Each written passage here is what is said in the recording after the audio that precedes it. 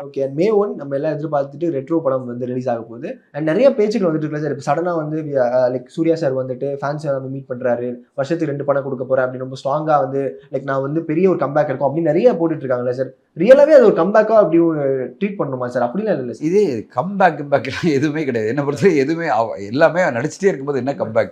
ஒரு சின்ன பிரேக் இருந்தா தான் நீங்க கம்பேக் சொல்லணும். இதெல்லாம் வந்து மூடங்களா சொல்றது தான்.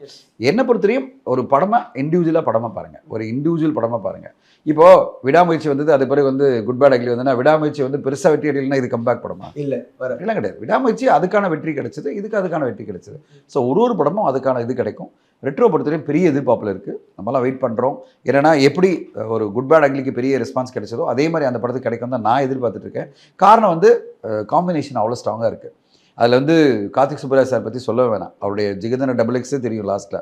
எவ்வளோ பெரிய ஒரு மாஸ் கமர்ஷியலாக அவரால் கொடுக்க முடியும். இந்த படத்தை வந்து அவர் தெளிவாக சொல்கிறார். இது வந்து ஒரு கம்ப்ளீட்டாக மெயின் ஸ்ட்ரீமான ஒரு படம். இதில் எல்லாமே இருக்கும். காமெடி இருக்கும், ஆக்ஷன் இருக்கும், சாங்ஸ் பெருசாக ஹிட்டாக இருக்குது. எல்லாமே கரெக்டாக கொடுத்துருக்கேன். பெர்ஃபார்மன்ஸ் பெருசாக இருக்கும்ன்றாரு. இப்போ அந்த மாதிரி ஒரு காம்பினேஷனில் சூர்யா சார் நடிக்கும்போது ஒரு சிறப்பான படமாக இருக்கும் தான் நான் எதிர்பார்த்துட்ருக்கேன். May 1 super summer holidays. Obviously இந்த படத்துக்கு பெரிய வரவேற்பு இருக்குன்னு தான் எதிர்பார்த்துட்ருக்கேன்.